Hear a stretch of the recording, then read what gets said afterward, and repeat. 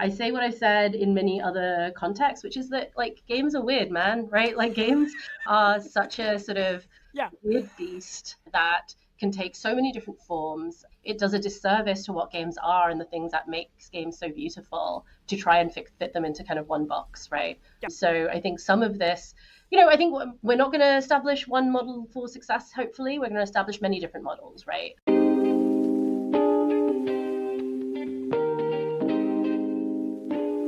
Welcome to Unboxing, Play and Profit for the Gaming Curious. I'm Lane Nooney. And I'm Joost van Dreunen. And we're here digging deep on why games matter in today's economy.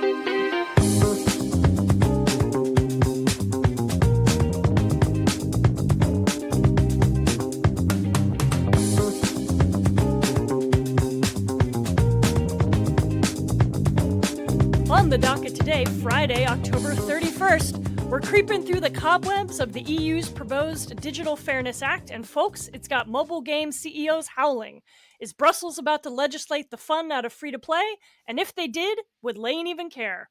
Plus, Pod Friends is back from the dead with an interview featuring Mitu Khandaker, Associate Director of the new Game Design Future Lab at NYU Tandon. She'll be giving us the scoop on this new project she's helming and what it means for the NYC game scene. All of that and more with your two very spooky co-hosts. But first, we've got some catching up to do.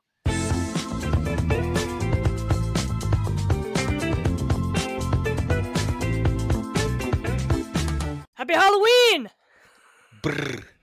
I'm so afraid. I just put up the webbing in my front yard last night with the little one. Oh, yeah? It's super spooky and cute at the same time. What is she going as for Halloween this year? Again, a unicorn, like last year. Okay. Well, it has like a couple of benefits. Like she's the kind of kid that loves unicorns and princesses. So I was like, all right, off you go. But the dresses nowadays come with lights. And so when I take her out in the streets, and so to give you a sense, like we live in Clinton Hill in Brooklyn, there is a special map that says basically to everybody, like, you want to get some real candy, you come here, and here's the route, and we're like dead center in that place. So we've invested in $300 worth of fun-sized candy bars. Whoa! Yeah, I mean it's just like one of those. It's like a bin of chocolate. And then the little one cleans up too, of course. So it's just like so I take her while Janelle stays back and she hands out. So it's a whole deal. It's a whole afternoon. And the young gentleman of the house? He is dressed as Donald Trump. It was the scariest thing that he could think of. No, that's for real.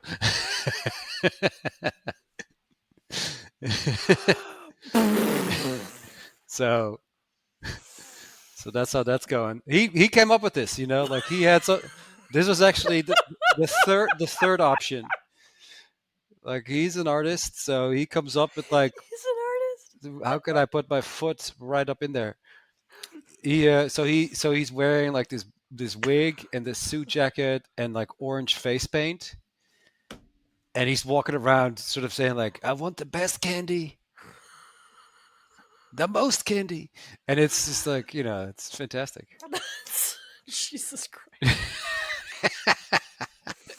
I don't know that the white folks of Clinton Hill are going to be fucking ready for that. Like, oh no, listen, this is like mostly a Mondami neighborhood. There's those. Yeah. I mean, as of late, I've been hearing you've been skulking around my neighborhood.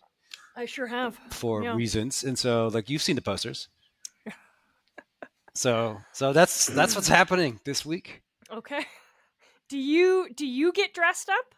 I decided this year to like reignite the dress up component.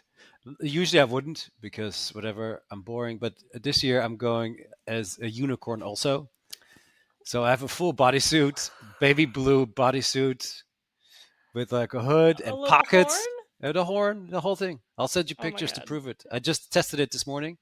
I suspect it's incredibly flammable.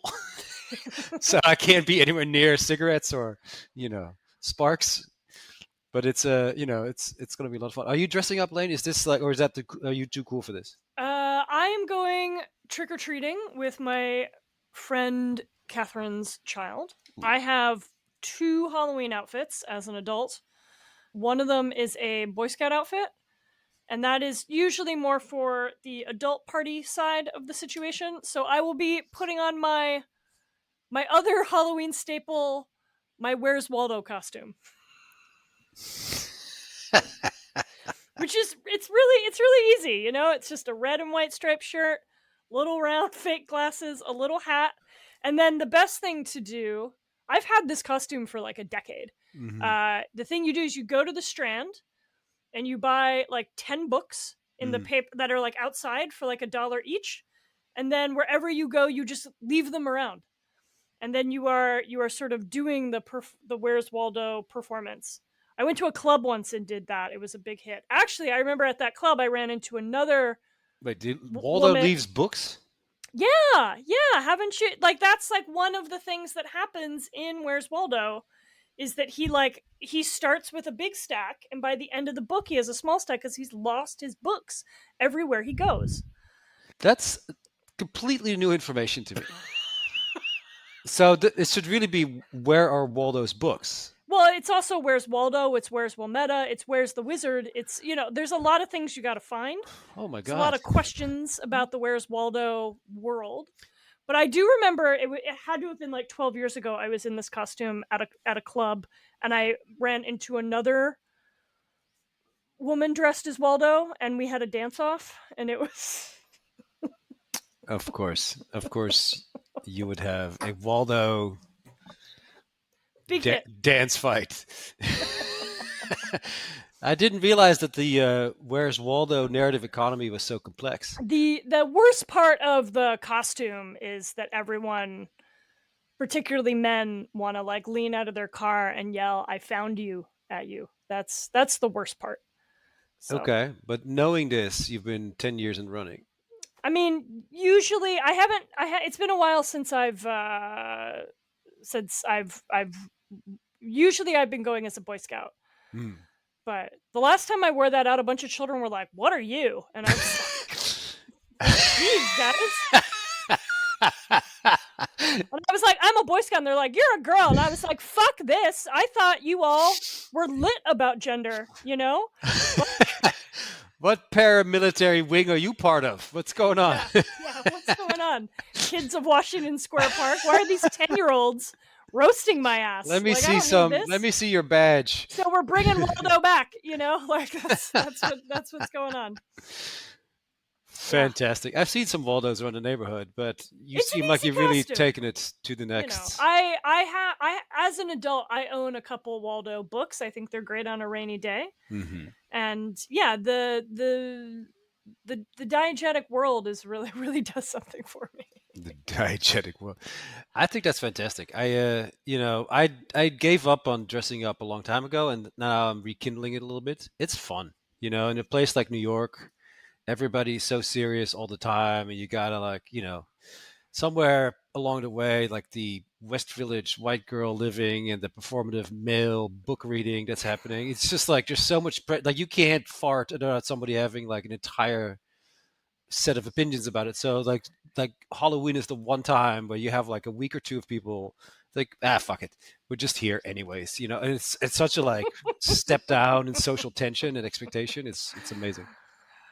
Very cool, very cool. What kind of candy are these kids getting when they come to your house? The usual like chocolate bars, like the Snickers, the Twixes, but it's all like we were talking about like 300 kids. You just bought in volume. It's it's not like they're all getting their own Ferrero Rocher. I mean, if that would make more sense, but it's not super popular. Like the thing is, you have to hand it out because we've done it also where you just hold up the bowl and then it's like they scoop it, and you won't last a half hour, so you gotta parse it out. But I don't like. So this is the thing as a parent, like So there's two components. One of them was I was promised that there would be razor blades in the apples. Never seen a single one. I've never seen a fucking apple for that matter. So maybe that's unupdated information. The other thing is like your kid comes back with a bag full of stuff, and there's some like 2-3 pounds of candy. A lot of it is like candy you don't really want. Nobody it sits there until like June. You're like, all right, it's gonna go now. So we try to give like good candy, like the popular candy. Okay. So we have a little bit, and we have some standards where I live.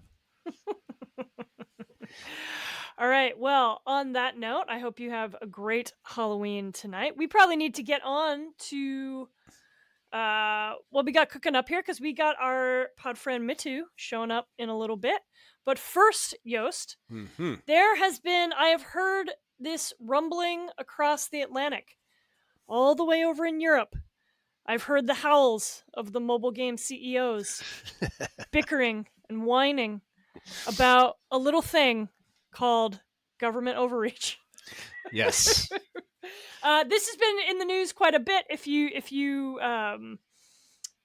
attend to kind of what's going on in the European game ecosystem, this has definitely been kind of top of mind for a lot of folks. But we're usually quite good about talking about stuff that's going on in Europe, particularly because of your background, where you come from, the great miserable place that is Amsterdam. Brussels. All right. I got it from here. I got it. All right. Jesus. I didn't workshop that transition. The EU Digital Fairness Act. Yes. Yost, what is it? Well, apparently it's unfair. The Digital Unfairness Act. Ooh, yes. You heard it first. The DUA. Now it's the in September they sent a letter from the Who's they? The Commissioner Designate for Democracy, Justice and the Rule of Law, President von der Leyen. Europe is so goes off so hard. It's we love our monarchies and prestige like no one else. But it is basically, as they say, to tackle unethical techniques and commercial practices related to dark patterns, marketing by social media influencers, and the addictive design of digital products. This is probably where games comes in. And then there's a bunch of other stuff. But so the first part of it is always, of course, that the EU is a lot less impressed by large tech companies. This is where you constantly hear about all kinds of ticketing and fines coming out of it. Of course, the EU is also the place where a lot of companies pretend to be European. Apple is, and a bunch of companies like it, they have headquarters in Ireland. Apple is not an Irish company, not even remotely close, but for tax purposes they are. And so it's on the one hand natural for them to kind of think, okay, if we can't do it on a national level, because you're only as strong as the weakest link, the Netherlands can have a rule and Germany can have a rule. But if Ireland goes, we're kind of cool with stuff, that means that those businesses will set up there anyways. So that's, I think, always been a vexing point. But it's, of course, also has to do with privacy and then increasingly with dark patterns. Yeah. So all of this to say that it's been fine. Just for context, like Riot has an office in Ireland, and many game companies do. But is Ireland part of the EU? Mm-hmm. And they end up... Isn't Ireland part of the UK? And the UK is famously not part of the EU? Ireland joined the European Economic Community in 1973 after a referendum where 83% of the population voted in favor. Are you reading off ChatGPT right now? What's happening? No. It's an EU member state since 73. I can send you the link on europeanunion.europe.edu. Anyways, but so... all this is pretext to the fact that Europe is, like I said, less charmed by, and so they just have more rules around this. Yeah, they can't, the cookies shit is not as bad over there. They can't keep your, you have greater authority to kind of get your data removed out of these systems. Things. Mm-hmm. There's a lot of stuff related to what a company can keep about you in terms of knowledge, tracking of your behavior, buying patterns, stuff like that online. Mm-hmm. But this language of dark patterns, this is such a hot term.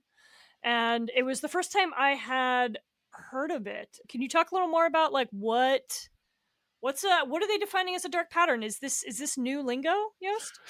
Dark patterns is basically, it's not new lingo, but it's let's see, how do they describe it here? It has to do with unfairly influencing people's decisions. So it's like that thing that you see when you book a hotel saying 3 more rooms left, and that's kind of that's sort of maybe par for the course and fair game. But you can turn up the heat by basically creating this artificial scarcity in these digital settings. And then, of course, more on the nose of gaming, it's addictive design, right? So services that push the service or spending money constantly, like getting you to spend, spend, spend.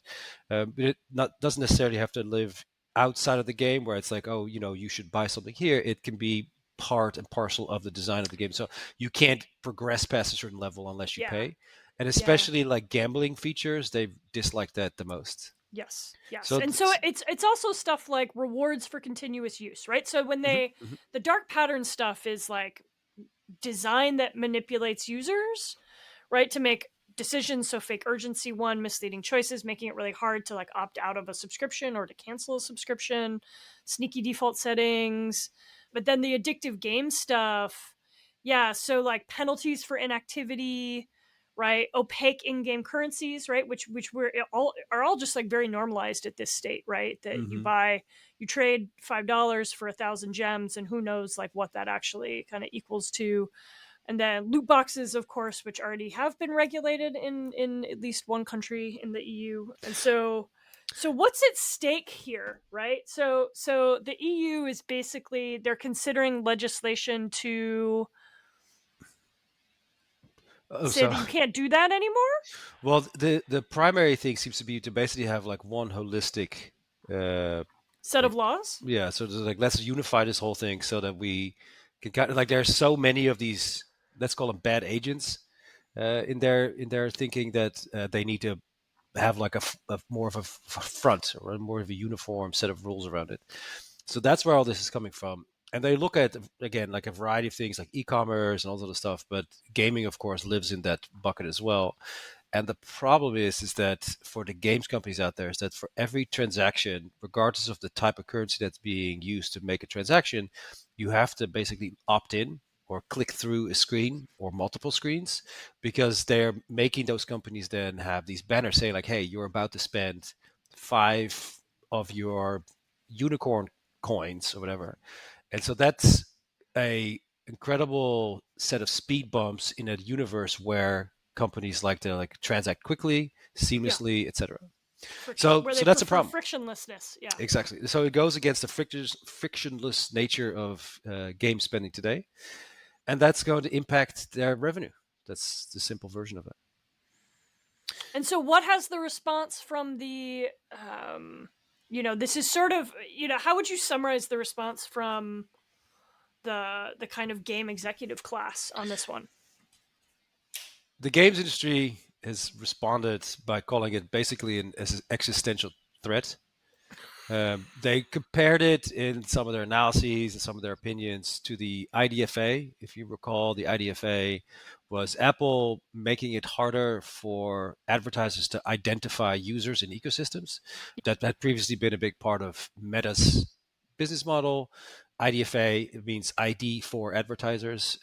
Had become obfuscated, of course, because Apple just wanted to sell that capability itself and not have somebody else just use that for free. But that put a lot of companies on their back foot because they depend a great deal on the effective targeting and acquiring of users in these mobile ecosystems, let's say. So they compare this EU Fairness Digital Fairness Act to the same category level as the IDFA, which means it's sort of existential. Like it impacts their ability to run their business and drive revenue in a meaningful way, meaning anything like 10, 20%, if not 50% of revenue is at stake for them. So they're unhappy, to say the least. Yeah. What we see that's sort of mostly voiced by, of course, a bunch of people that work in the space, but there is some legacy in mobile gaming in Europe. So you have the Supercells of the world, you have the Playrixes of the world, multi-billion-dollar mobile companies that do incredibly well, have been doing well for a long time. They make somewhere between $1 and $2 billion a year, in some cases more. And so, if all of a sudden you make 20% less because of these new rules, okay, we're talking about $500 million, $600 million. So for them, it's a material difference, not because they don't make enough money. It is also because the economics of mobile have become increasingly low margin. It's become because of IDFA and other reasons, because the market is crowded and maturing. It's much more expensive to acquire users and monetize, and so the margin is, used to be much more plump than it is today. So this type of policy change just puts them immediately in the red. So, what do we, what is the actual existential question here? Well, the question is, given the cost of marketing and user acquisition, it would be immediately unprofitable for a lot of companies to have to adhere to all these new rules, because now they can't rely on this frictionless payment structure, right? Yeah. It puts Yeah. them on the back foot in a way that they can't recover. And so in one way, it's like you have the CEO for Supercell, for instance, saying that it could cripple, quote, the European games industry at large, right? At So, large. yeah. I think one of the things I find interesting about the comments is, one, the immediate extrapolation to the entire game industry. I mean, mobile is half the revenue, Mm-hmm. right? But this is not, the way the entire game industry works, right? This is a monetization subset, right? CD Projekt Red will be just fine, etc., right? Mm-hmm. And then also the kind of, I mean, yeah, we've been hearing a lot of the arguments, I feel like, from the executive class have really turned into like kind of slippery slope or kind of badly theorized. We've got the deconstructor of fun folks being like, free to play is the most democratic monetization scheme ever created. I'm like, what does that even mean? Mm-hmm. We've got Ika. Can you help me out with his name? The CEO of Supercell, Yost. Yes, I can. I'm just looking at it. I'm like, Pananananan. Like, I just how Yeah, to Ilka Pananen.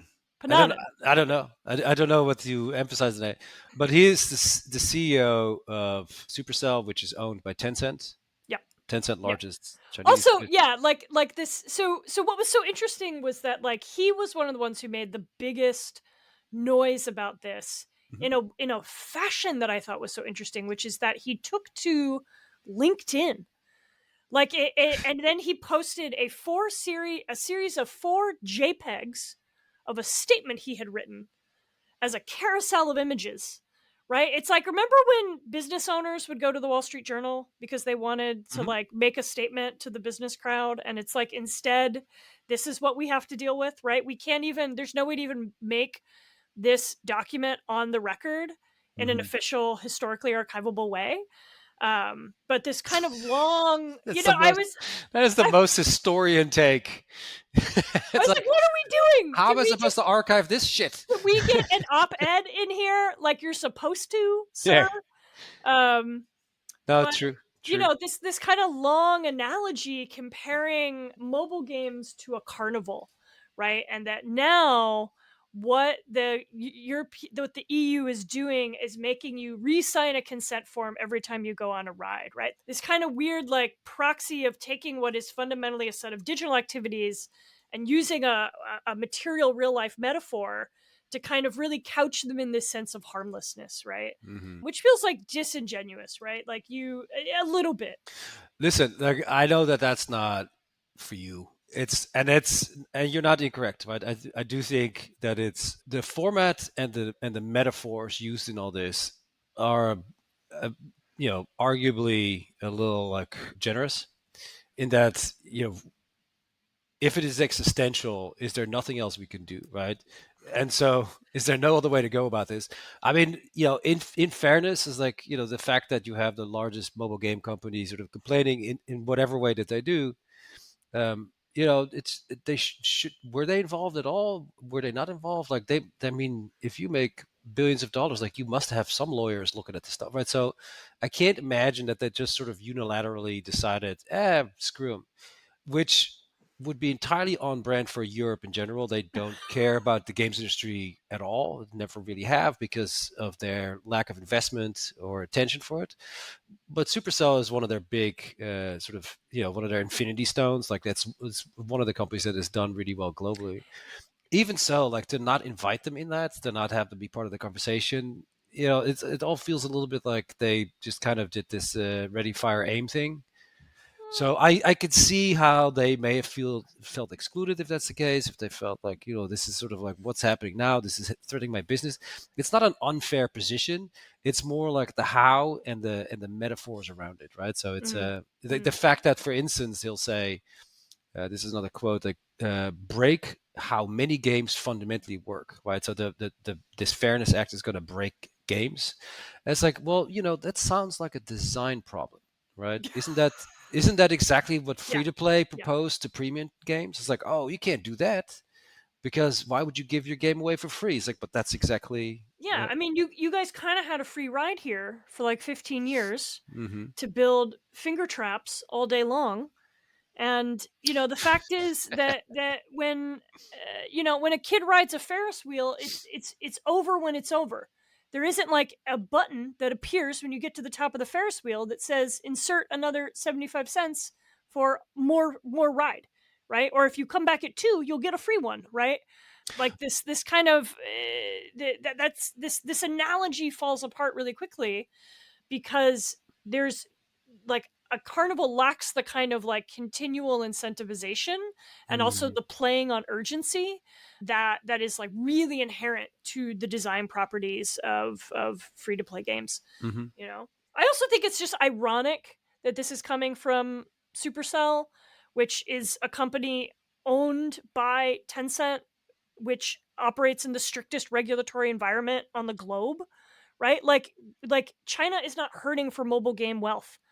And this may not be, it's not a one-to-one in terms of what is being asked, but China definitely exerts a whole bunch of its own kind of economic controls on how Mm-hmm. the game industry works. Everyone has figured out how to operate within those, right? Mm-hmm.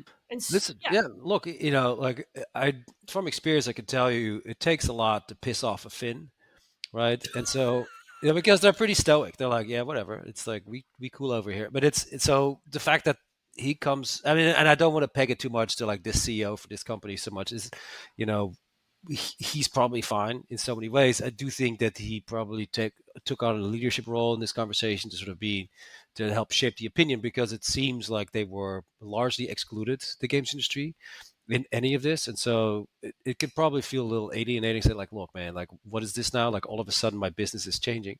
So I think that there's some merit to all of that. At the same Mm, time, the thing where it confuses me is like you know so the metaphors kind of break down like I mentioned, like is it a theme park where you buy a token and get a ride, or is it something else, right? um, I don't think my phone is a theme park. It's just it's just hard for me to like yeah, get yeah. behind, and that's just my opinion, whatever. But I think that there is a lot to say for like, okay, but you understand that this is exactly where we were 10 years ago when World of Warcraft all of a sudden saw its subscriber base decline because League of Legends coming through the turns with like free to play and something of equal value. Everybody was miffed, and it turned out fine. Everybody survived, and so the idea that, or the larger narrative that the games industry in a free to play setting is this democratizing form of creativity, I think that's kind of overshooting it. These are companies, they're for profit. They dislike being hindered in this exit, but it shows more glaringly that there's been a complete absence of any kind of conversation between the creative firms, the creative industries in Europe, and the European regulators. And so, in Mm. their effort to regulate big tech companies, because that's really what this is about, they are throwing the baby out with the bathwater. I can totally see that part. Absolutely. Fair enough. So that's the Digital Fairness Act. We'll see how it plays out. I'm sure. What are the next stages, right? There's kind of an open comment period that's happening right now. Is that the case? I believe so. Yeah. So there's going to be. So this was a letter that they floated early in the year in September.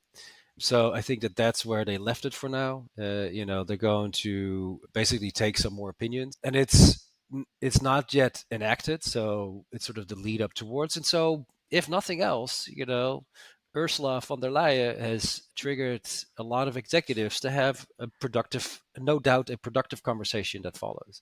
So, as regulation goes, it's like, yeah, I think this is very different than what you see in, say, places like China, where they just unilaterally say yes or no to things, and there Yeah. is no conversation, or in the U.S., where it's a bit like whoever brings a golden toy to the boss gets to have what they want. It's a different sort of cultural economic climate, and in that regard, like, we'll see. Like, I suspect that there's going to be multiple forums. It's a pretty hot button topic for a lot of mobile game makers, Yeah. which of course is understandable. But I think the culprit here is the larger platform economy. and their landlords, because they made it so difficult for game Yeah. companies to sustain themselves. They made it It's that so that 30% cut is what keeps the margin so unsustainable, right? the margins are low because of the 30% fee and the cost of acquisition. The marketing easily costs the same. So now you're talking about less than half that you get to keep. Embracer went on record to say most of the money we make goes towards like Apple.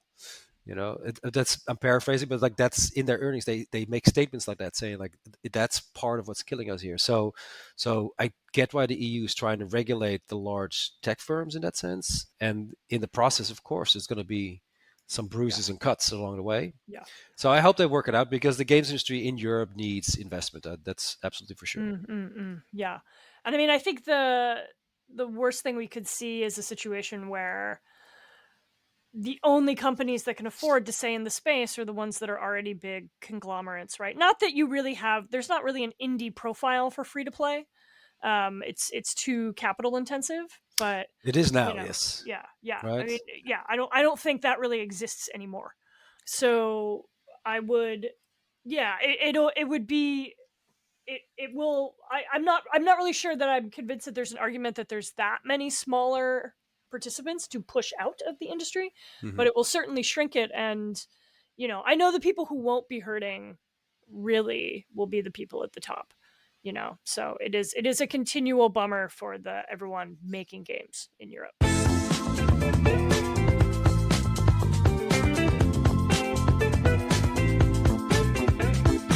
So if Europe is actively trying to kill its games business, perhaps we should turn to an area where there is some incubation happening for the next generation of game makers.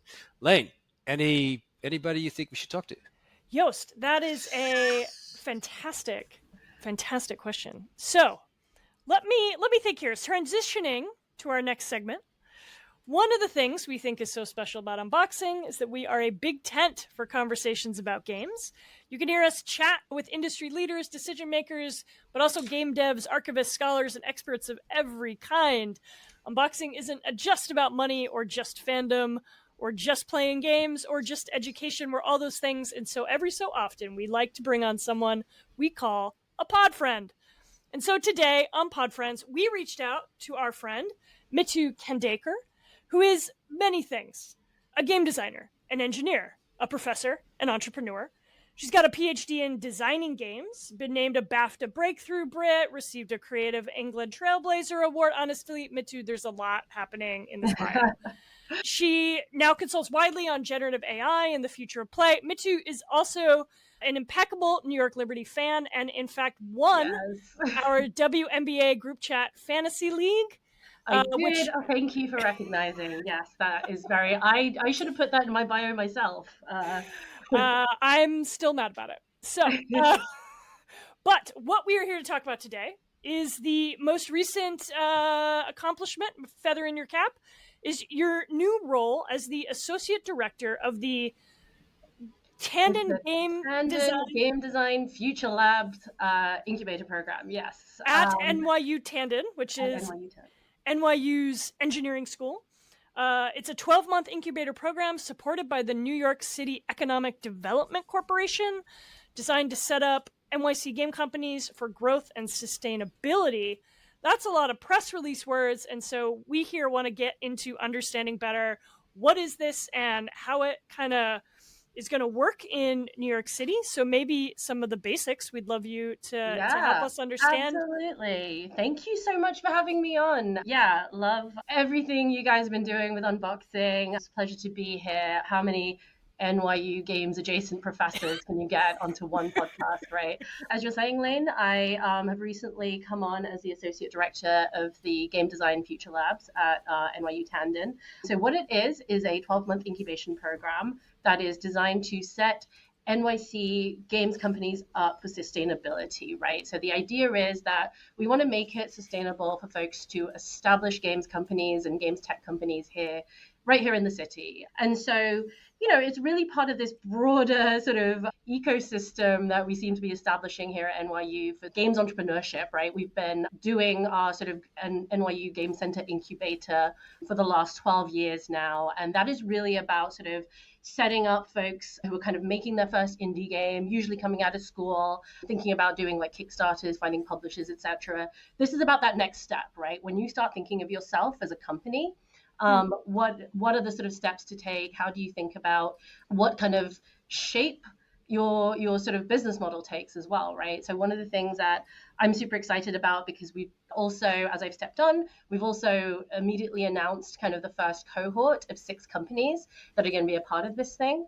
And the thing that's really cool about it is like an interesting, I think, challenge both for me, but also something that makes it so exciting is the fact that all of the 6 companies are very different ways of being and different sort of business models. One of the things that was really exciting to me, because I'm drawing on lots of things that I've done in the past. So I've, in addition to being a longtime game professor, I've also been a games entrepreneur myself. I've, started game startups. I did a games middleware startup called Spirit AI from 2016 to sort of 2020 when I left. That was a company that was acquired by Amazon and Twitch. I then went on to start a company called Glow Up Games, which is all about making games to center Black and brown voices. And so we ran for sort of 6 years, almost 6 years, and closed our doors last year. But one of the things that we did do was go through various incubation programs, various accelerator types of programs. And one of the things I learned is that games are an odd fit in those types of programs, usually, especially when they're in the sort of broader tech space and not specifically designed for games. So, one of the things as I came on, I was like, it would be really easy to fall into the trap of thinking, okay, what you need to help out an initial cohort of 6 games companies is to sort of set them up for the sort of venture capital investment model, right? Like to take on equity funding. And the thing is, like, that isn't, the thing that's been cool to come on and already have a cohort of 6 companies is realizing that's not even like where a lot of their heads are at and not the right thing for the kinds of companies they are, right? Like, that's something to think about really carefully, I think, in this sort of 2025 games landscape, right? Is taking on venture the right thing for you? Is that going to be an easy thing for you to do? Or is it about finding another model? So yeah, I mean, do you want me to speak to the 6 I can sort of introduce the 6 companies that we have and kind of the different things they're doing. I'd love to hear that. It's let me preface it by saying that it's New York is like a unique environment, so I have some follow up on that as well. But it's like I'd love to hear these 6 companies. Yeah, so we have companies ranging from, we have a company that's called Cyberlit Studios. So they're making this really cool, like Doom-like sort of fresh take on Doom, like boomer shooter, but like very stylized, like very cool. Is that a genre now? The boomer shooter? Oh, Lane, where have you been? That's what they call it. They call it the boomer shooter. Where have you been? Yeah. Heard it here first. All right. It's a whole thing. It's not, you're not hearing it here first. Apparently, that's what the kids say, and I am down with the kids lingo, as we all know. But we also have a company called Made in Brooklyn Games, who they had this like hit VR game a few years ago called Don't Look Away, which you might have heard of. It's this like horror game, and so they are still going, and they've been hustling and trying to figure out what it takes to sort of grow, and sort of they're working on the next iteration, Don't Look Away 2. There's a company called Munity Games, who are explicitly a games cooperative studio, and they're making this really cool arcade shoot 'em up. And their whole model is kind of selling into the sort of indie arcade space, kind of akin to like other NYC success, Bumble Bear, right, who made Killer Queen. We have another company called Pardo Labs, who they're a company who have already raised. They've raised, they've raised an initial couple of large rounds, and they've launched their game, and now they're sort of looking at sort of how they operate from here and like growing they've established this really cool like stylized like anime original IP world. There's also a company called Remixing Reality, who they're not making a game explicitly, but they're making this kind of no code AR platform where anyone can like make an AR experience or like decorate themselves with the world around them and immediately just share it with their friends. It's this like awesome solo founder who, has been working in tech a long time and is like doing this now. And it's really cool to be able to sort of support him and what he's doing. And then Sapient Technology, who are doing a sort of Gen AI tool to plug into Unreal, but specifically for sort of large AAA pipelines, because that's like a problem that hasn't necessarily been solved. So as I run through that, I'm like, yeah, that is like a really wide range of different problem spaces in games and different ways of sort of operating. That's a fascinating overview. There's a lot going on, obviously, and I appreciate that outline. The thing that my mind immediately wants to do is somehow bring those different projects together under some kind of aesthetic, cohesive label of sorts, right? And it speaks to the broader question, like New York has always been known for best everything creatively, best fashion and film and music. It's the place to be and blah, blah, blah. It's very highbrow. And gaming has always been kind of struggling in that regard. What's your take on that? Like, how do you bring together a group of creative firms like that in a place like New York? Yeah, I mean, I think that's exactly why I think it's so interesting to be doing this in New York. And I love New York. That's why I care so deeply about games and New York. That's why I'm doing this. But one of the first thoughts I had, as I said, about doing this is that like New York, because this is New York, this doesn't have to follow that like very Silicon Valley model of like thinking of it in that like very tech first, like venture capital first, like that's the only model of growth you have in your head kind of way.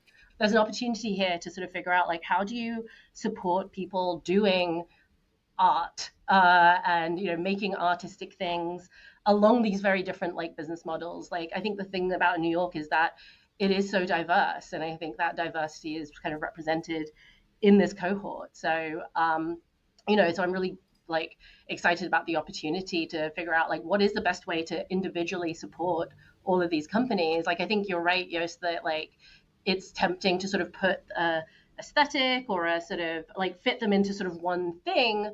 But I think the inherent thing about New York is that sort of, the sprawling, cool, sort of arty nature of the things we do here. That's fascinating. Yeah, I mean, the New York angle is one that's really interesting to me, too, especially in light of attending 2 weeks ago a kind of conversation that was happening at Game Center about state of the indie, right, in New York City. And a lot of conversation about why doesn't New York work as a game city, right? Or like, why does it work in the kind of weird way that it does, which is that it doesn't seem to be able to retain a kind of figurehead game corporation that can create kind of knock-on employment effects, right? For a larger pool of potential employees, right? Yeah. It doesn't seem to be able to turn itself into Montreal, right? And it obviously has no hope of being LA or San Francisco. Why does New York need this specific kind of support for game startups? And can you talk a little more about this partnership between the city and NYU Tandon as well? Like, what is the engineering school's role here? Yeah, absolutely. So the Game Design Future Lab is kind of under the broader umbrella of the Tandon Future Labs, which has been a sort of private-public partnership that has been running for the last 15 years, I believe. So it's a model that Tandon kind of established for working with public kind of institutions and other sort of, whether it's the state, whether it's the city. And they have these other verticals in which this works. So there's like a Tandon Urban Future Labs. There's a Tandon sort of Data Future Lab. So there's all kinds of like different types of companies from clean energy through to, AI tech, sort of, more traditional tech companies. So this is kind of the newest edition. And this one specifically is backed by the NYC Economic Development Corporation. So that's the kind of partnership with the city. The impetus for the EDC kind of wanting to start this is because they looked at the kind of behind games companies here in New York, behind startups, how many companies are starting here or registered here, et cetera. And one of the things that they found is that there is no problem with people starting games companies here. The problem is that they don't grow, right? Like they stay at that kind of one or two people place. And this program is really about thinking about how do you grow beyond that, and what does growth even look like? Because I think my take on this is not necessarily that growth is always about creating jobs. It doesn't have to be that. It can be about actually making this sustainable for the people that started it, right? And letting them do the work that they're doing for a long time. Yeah, I mean, Lane mentions already like Toronto, Montreal, like those places. Yeah. They're so close, and they subsidize the actual life out of things. So it's only natural for companies to want to go over there. It seems Yeah. like New York is this kind of creative space, right? So in the context of an incubator, like how do you like what are some of the guidelines that you look for that you look to establish in that context?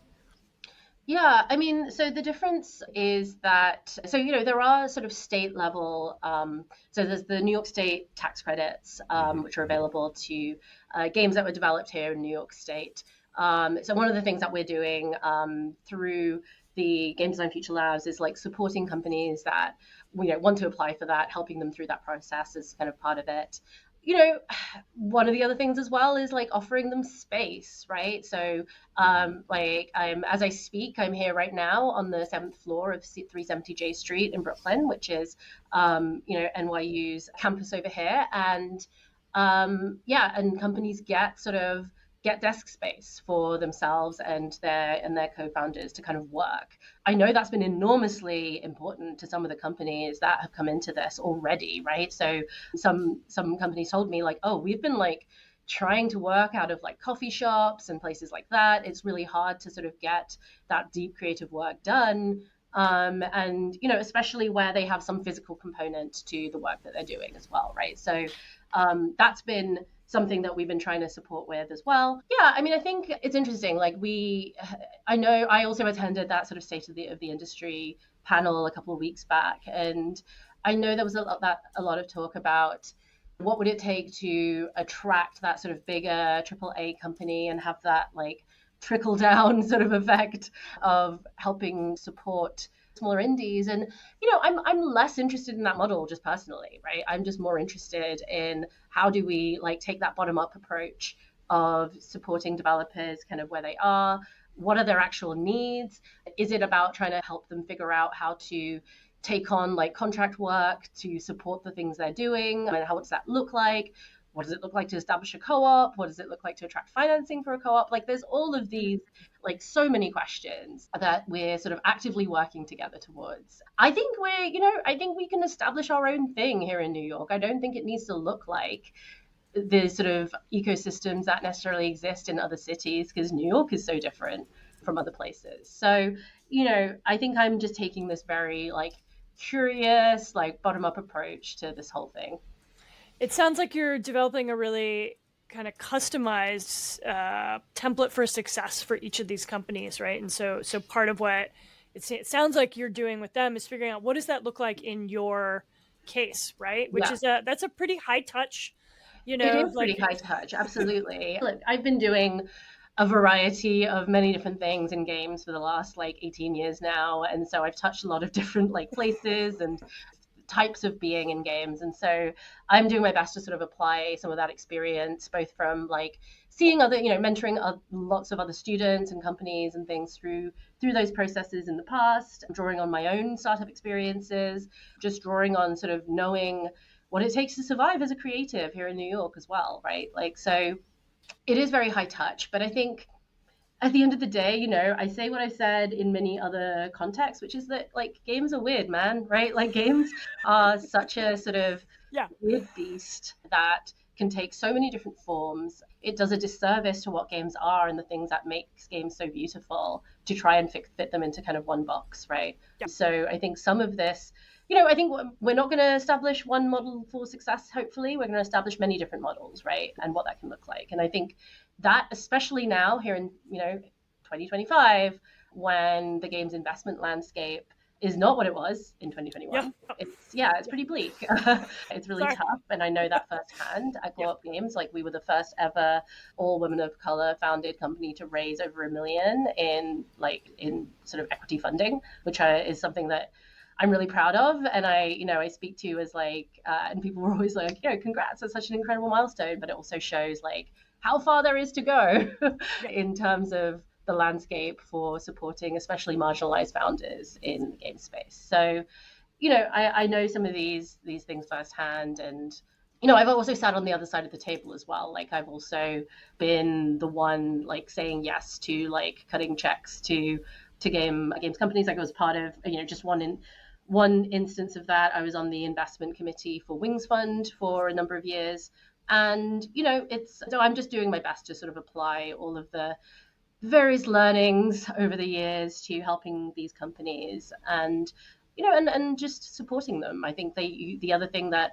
I'm really talking about and making an effort to directly talk about is like founder resilience and founder mental health, and all of these sort of more, I hate the term, but soft skills, but these things that we should be talking about, because doing this work is grueling and it can be lonely, and it's work in which the more cheerleaders you have and the more vulnerable you can be about the problems you're actually having, the better, right? So really trying to encourage that kind of vibe in the work.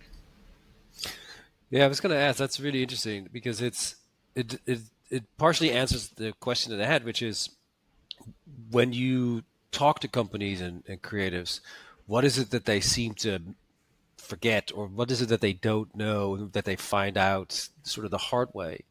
But you mentioned already, like it's about resilience and sort of sustainability of the effort. Is New York a good place for that? Would you say? I mean, it's a because I mean the I odds think are it's like, hugely against you here, right? yeah, I know. I think there's like some level of self-selection happening there anyway, right? Like I think if you're here in New York, you have that grit, you have that resilience, like Hmm. all of that good stuff. So I think our companies are sort of coming at it from that baseline anyway, right?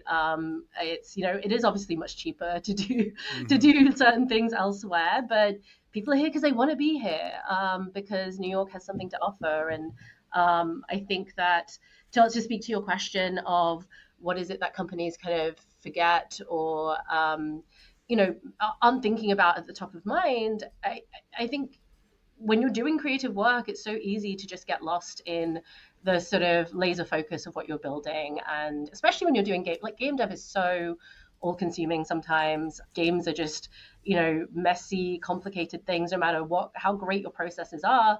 There's just so many moving pieces to building games, and you can sort of get very wrapped up in that. So, part of the role that we play is like helping them look up from that and think about all the other things they need to be doing, thinking about building communities, getting like communicating outwards around Hmm. what they're doing.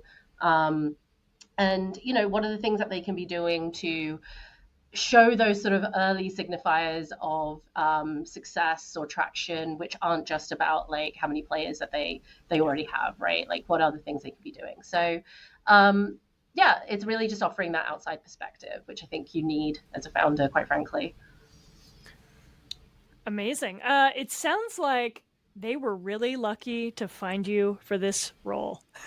Well, it's also not just me. I want to shout out to we have this incredible sort of roster of advisors, of mentors. So one of the other things that we're really trying to do with this is like establish a real moment for games in New York, bringing together like people from all over the games industry to be on the advisory board for this. And we've got some real like heavy hitters, really cool names on the advisory board, and mentors as well. So folks who are coming and acting as those cheerleaders, acting as those outside voices who can offer various different areas of expertise. So yeah, I mean, I think it's very much a team effort. It takes like I think the buy-in of the whole New York Games scene to make this successful. For So sure. yeah, really, really looking forward to sort of having like figuring out what that looks like as we go forward. We're building the plane as we fly it, right? On the What's runway. yeah. On the runway. What's next on your horizon then? So we've got a launch party happening next week on November 6th for the incubator for the Game Design Future Labs, and so that is kind of an example of bringing together all of these folks on the advisory board and sort of wider community around the Game Design Future Labs to sort of celebrate the inaugural cohort and celebrate those founders. So yeah, really excited to get that together. And but beyond that, it really is about figuring out what this year looks like for all of the companies, figuring out like what are the best places to show them off, because at the end of the day they're all doing incredible work, and it's trying to find out like what is the best avenue to sort of platform them and help them sort of speak to what they're doing and message kind of yeah, just kind of speak about what they're doing and message that outwards. That's super fun. I plan to come to the launch party. I'm very curious to see it. Like the energy I usually get from the showcases from the game center. I suspect that this is sort of like a more professionalized, a couple of steps up from that. But it's always. I mean, Lady and I have this conversation all the time. I sit more on the economics and business side of this, of course. Like I don't. I don't get as close to the fire as you do.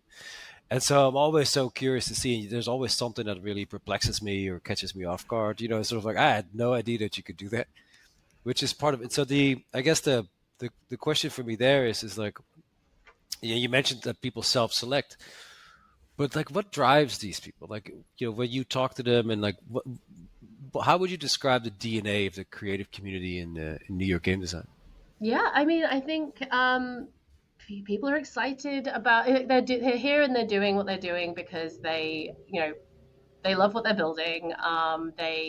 It is genuinely cool in all six cases for all the companies, and it's about like I think for me the challenge is like how do they talk about what is cool about what they're doing, right? And that's true of no matter what you're building and no matter what industry. And that's something that I tell my students as well, right? I think there's a real skill for artists in general as well as business people. To be able to communicate about what is it that makes your work cool and interesting to other people, and that's part of the sort of skills hopefully that they're going to be developing. So one thing that's going to be different about the launch party from some of the the NYU Game Center showcases we do is that the companies are all going to be presenting. They're going to be doing short presentations, and so one of the things that I'm working with them on this week, for instance, is like getting that really tight five for how they talk about what they're doing and why it's cool. And yeah, and what makes it interesting. What are the sort of metrics to speak to that make it interesting for investors if that is indeed the right thing for them. So yeah, I think it is. You're right. It's a sort of like version of some of the things we've been doing at the NYU Game Center, but sort of with that more thinking about it at a company kind of level. All That's right. that's fascinating. Yeah, amazing. Can't wait. My invitation is sitting somewhere in my email box. Yes, please accept, Lane. My email box. Okay. Okay, And okay, yeah, okay, boomer. I'm sorry. anything else you want to add before we wrap it up? I think just like Oh follow yeah, the how do we design. follow the success of this project, right? Yeah, Where do we absolutely. go Please for follow. updates? We're the Game Design Future Labs. We're on Instagram and LinkedIn, and we have we're going to be doing a big push around like really celebrating all of these companies. So definitely find us on the social medias, and yeah, please stay tuned. You'll be hearing more from all of us as we go through the 12 months. Oh yeah, Game Design Future Lab just followed. Amazing. Incredible on Instagram. All right, Mitu, thank you so much for your time. An honor and a delight to talk to you and to hear more about what this amazing project is. And we will look forward to seeing you next week. Thank you. Thanks for having me.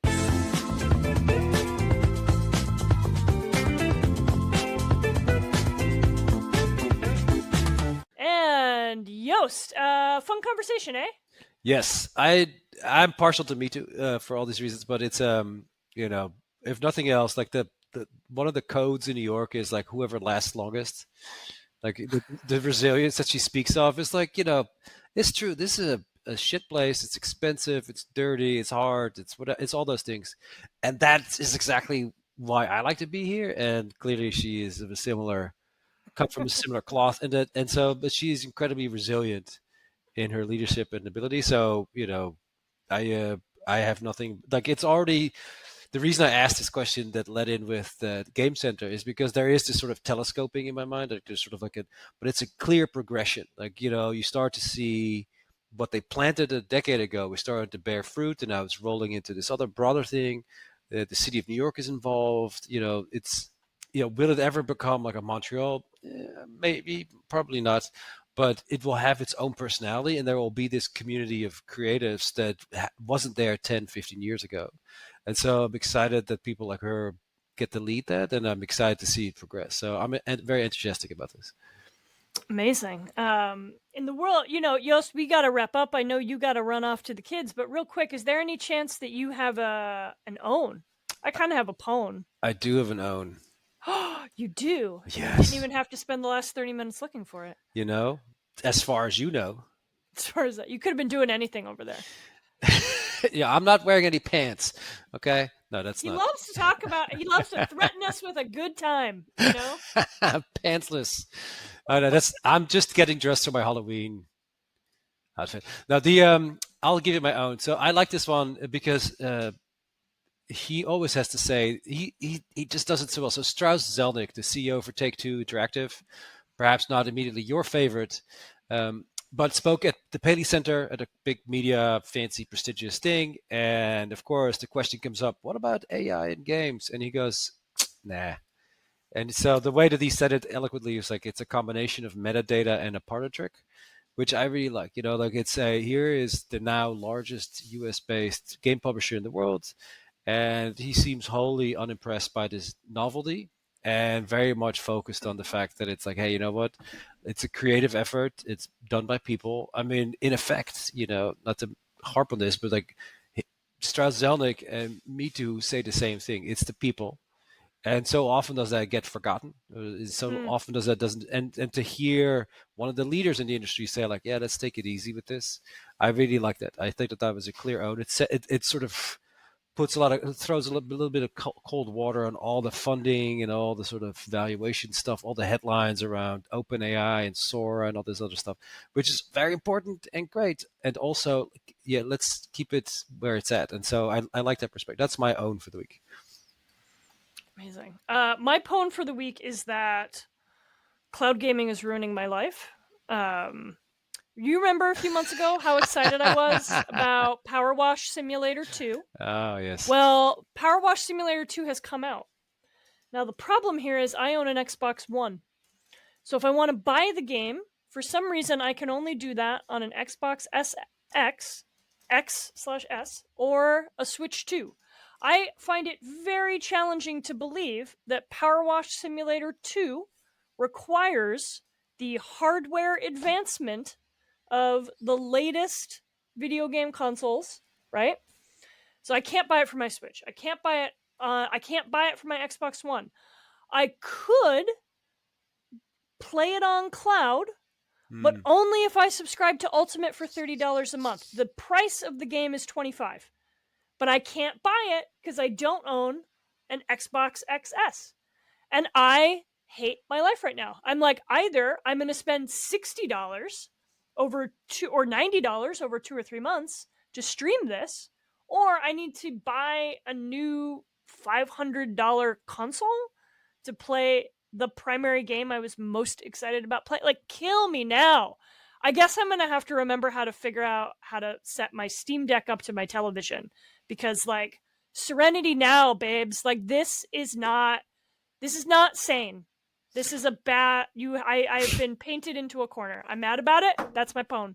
I like that illustration of the larger thing. Is like digitalization isn't some celestial. This is fucking stupid. Arcade. Like, what?